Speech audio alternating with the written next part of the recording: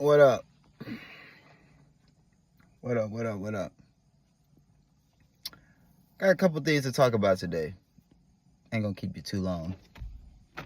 Well, I don't know. I don't want to make that promise yet. I might keep y'all long. Might keep y'all here for a second. Couple things I want to talk about.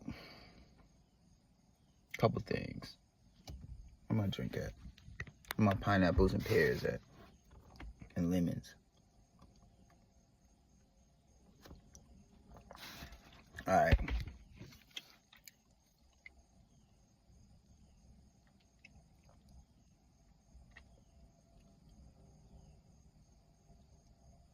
As you grow and learn,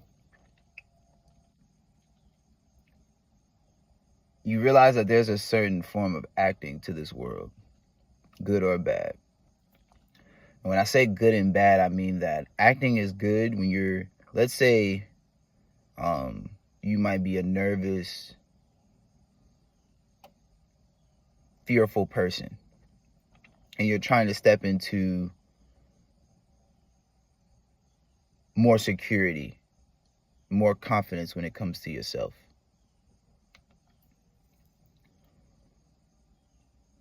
Acting is a positive and good way to start incorporating those attributes and characteristics in yourself.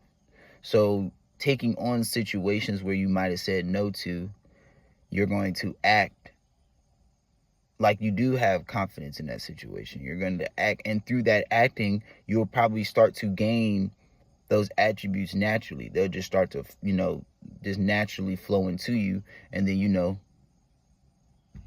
ain't gonna be scary no more. So that's a positive way of acting. Or, you gotta, actors have never been a firefighter or a CIA agent before, but now they're doing these characteristics, they're mimicking these people. So now after mimicking those people, I now have those characteristics. I guess depending on the person you are. But then to me, there's another path of acting where it's like, okay, I'm going to smile in this person's face because I feel like I have to do that to get what I want, even though I naturally would not smile in this person's face. You know what I'm saying? I wouldn't naturally laugh at that joke, but because this person writes my paycheck, now I'm going to laugh at that joke. That's acting. That's a more negative form to me of acting. Everything is duality, so there's pros and cons to everything. Whereas with the other path that I was talking about, you're going to go through the discomfort because you're stepping out of your comfort zone and into a new experience. Whereas the discomfort from the other path is more like, okay, I'm getting now uncomfortable because I'm doing things that are contrary to me and my beliefs. And I understand that we live in a world where a lot of things are pulling on us, a lot of things are tugging on us, but at the same time, it's very important to remember who we are. You cannot lose yourself in this world. It's very important not to lose yourself. I feel like that's where a lot of anxiety comes from, a lot of mental disorders, just everything to me comes from a lot of things that we experience in life that unfortunately got us to a point where we felt like we lost certain aspects of ourselves. When you never really lose any aspects of yourself. They might just go to sleep, or you just got to find it again, but they're not gone forever. And so, okay, boom, that's that. Another thing I want to talk about is meditation. I did 2 meditations. Did a meditation yesterday and did a meditation this morning. And one thing I learned in meditation that was brought to my attention is everything that you see before you is something is everything that you see before you is living out its life. And that sounds very cliche. That sounds very like duh. But really think about that. Like, because we live in a very watch this, watch that type of world, to the point where it's not even a second thought of just going to watch some content or just watching something or just sitting back and just watching somebody else's dream or life. And that's what I want to get to. Is like, I was thinking about the concept of darkness and light, and that what if before all of this, everybody was just moving in darkness? And if you're moving in darkness, that means to me you're only moving in self. You're only moving in, like, think about this. If I close my eyes, I'm stimulated by sound by what's outside of me. But what's going to navigate me is myself, is me trusting, okay, I remember this looking this way. Or just like, it's just me going inside myself now navigating. Whereas if you turn on the lights, now I'm actually might be directed by what I'm being shown instead of what's inside of me. So think about this. Anytime you're meditating or they ask you to go inside of yourself, what's the first thing that you naturally do? You close your eyes. So that already shows, got a little bit of pineapple on it. That already shows that, your darkness represents internal communication, internal navigation. Whereas the light represents other people's navigation, other people's experiences. You being able to observe and see how other people carry out things. Like, I wouldn't be able to see how any of this life is or anything without the light. Now, sound, yes. I can still, if I close my eyes and I'm hearing something, I can still get the sound. You know what I'm saying? So then we got darkness, sound, then light. And to me, yeah, that makes a whole lot of sense just when it comes to creation. So, and I think Terrence Howard spoke on this. A lot of people have spoken on this. It's not a new concept. But so in the life, we going on TikTok, YouTube, and I'm guilty of it too. It's not even anything to be guilty about. It's just I do the same thing. But I was on TikTok and I was just scrolling through and I was just like, let me get up off of this. Like, I'm watching somebody else's life. I'm watching somebody else's dreams and aspirations right now, when I could actually be watching my own. I could actually be focused on my own goals and what I need to do instead of focusing on somebody else's stuff. So that was just a real, okay, I need to check that. Because at the end of the day, we should not be spending too much time looking at the lives of other people or the lives of anything. You should be so focused and so in tune with your world, other people are watching you. So that's number one.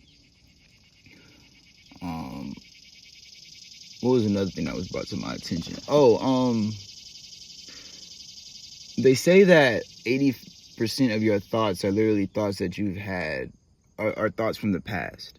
So the same thoughts that you're thinking today are the same thoughts that you probably thought yesterday and the day before and the day before. And so when I was thinking about that, that really brought to mind, like, I know in my last video I was talking about pattern recognition, but it actually can piggyback off of that, because, in life,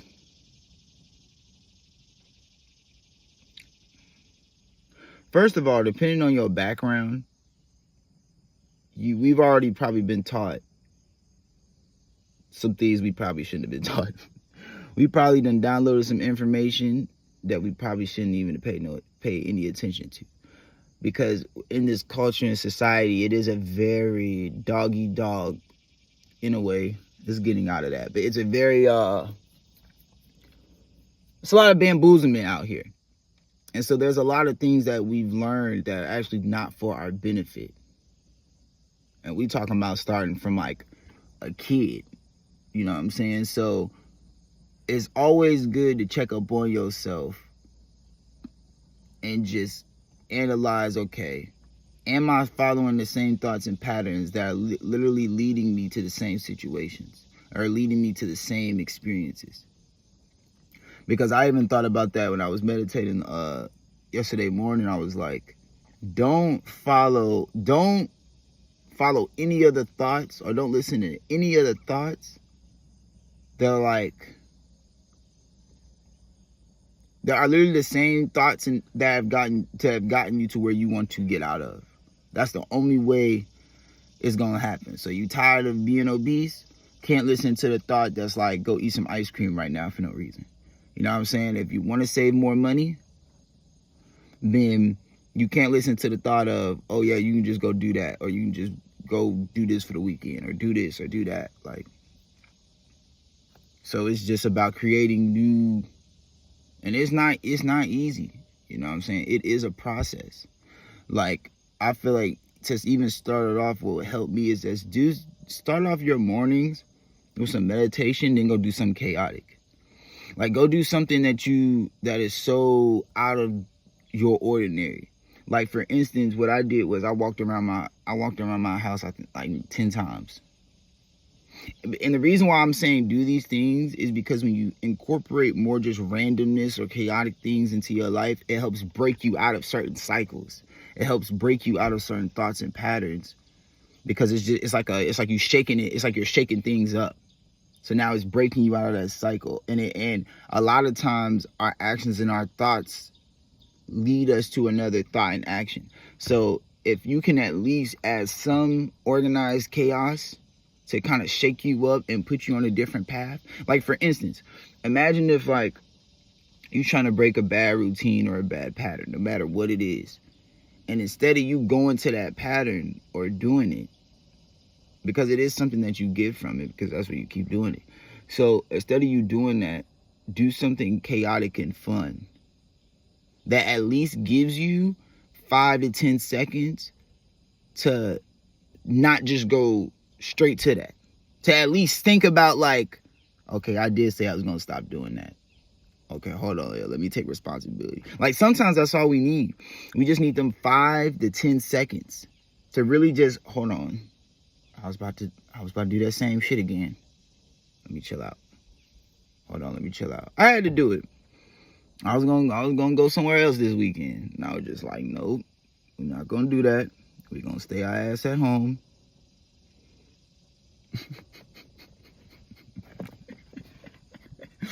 We're gonna stay our ass at home. We're gonna work on this content.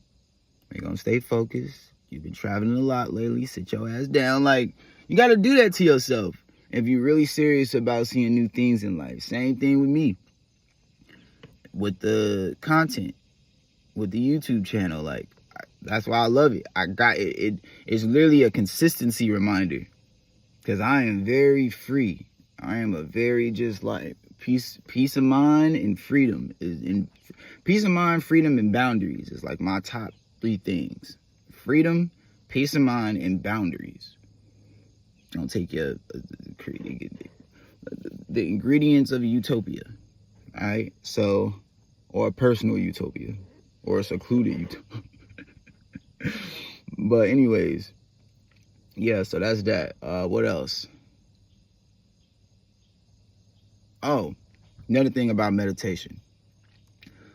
I was born in the United States. I was not born in a mountain in Tibet. So I know for me, the first thing that kind of stops me from meditating or creates some hindrance or blockage is what all I need to take care of, or what all I want to see done or accomplished. And so when it comes to meditation, you're supposed to be, to me, I'm finding a neutral, observant mindset. That's what I'm in. I'm observing, I'm neutral, I'm not reacting off of any emotions. I'm not saying I need to do this, do that, but in the society we live in the world I live in, and just the life I've lived and who I am, it's very easy to just go straight into a mindset of, okay, I need to get this done, I need to get this done, I need to get this done, I need to get this done. So one thing I will say to me that helps meditation is that if you, first of all, everything is already taken care of, everything is already played out. And if you go into meditation knowing that everything is played out, everything has already been done, and you have faith in that, it allows you, to me, to have a better meditation experience. Because it's hard to have a meditation experience if you're like, I gotta go do this, I gotta go do that, oh, I gotta go run up, I gotta go, like, you'll be forever just doing that for like damn near 10-20 minutes.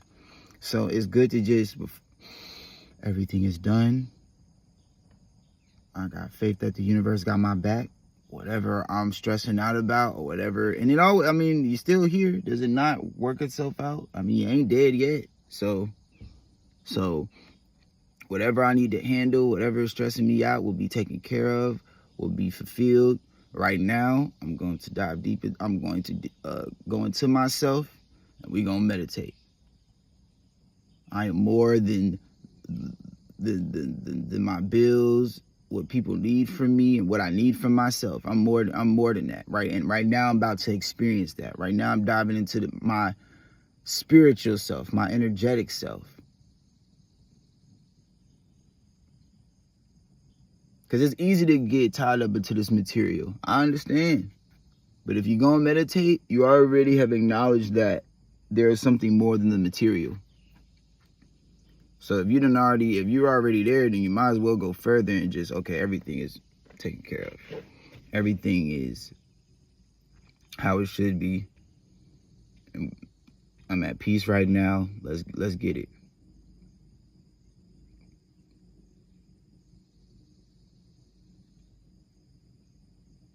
I think that's another thing that's hard about meditation too, is that it's almost like, I feel like for the first time it can be very like 1 foot in, 1 foot out, because you do believe that in all this energy and just everything that comes with meditation, but at the same time, you know, like things have to be done. I do have this material side of life.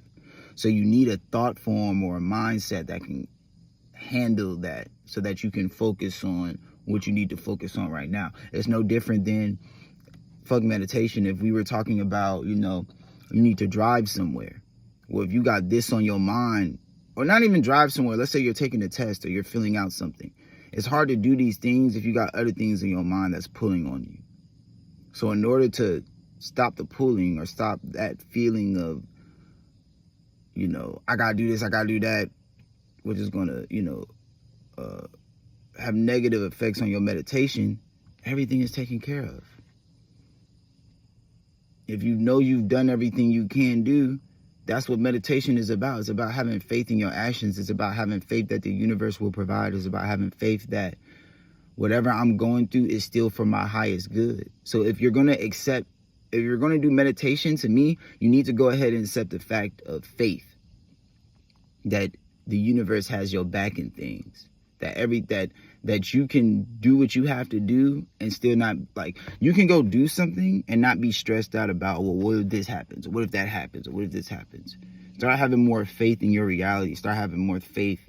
Be honest with you, I won't even meditate first. Like, all this, people going straight to meditation. Now, first of all, people need to clear out mindsets and thoughts and patterns before you even kind of start meditating. Because if you can't, it's like this. You're trying to get inside your room, but it's so cluttered with all this shit. Well, let's unclutter so that you can get inside your room. So to me, a lot of things where meditation is like, meditation is good, but I feel like it's actually probably good to get with somebody and have certain conversations about things that's bothering you or things that's on your mindset and get more clarity on it, and then going into meditation. Because if you jump straight into meditation, a lot of times, if you cannot deal with what you've done in the past or just the actions of you or just yourself, you're going to be so emotionally overwhelmed that you're just going to say, fuck meditation. So first, what needs to be solved is your emotions about self, the good and bad, then jump into meditation. But that's me personally. Because a lot of meditation is just a mirror. At first, it's just a mirror getting thrown back at you. It's going to show you good times. It's going to show you bad times. Everything under the sun is going to be brought to you. So if you don't know how to navigate in that, you're not even going to want to do it in the first place.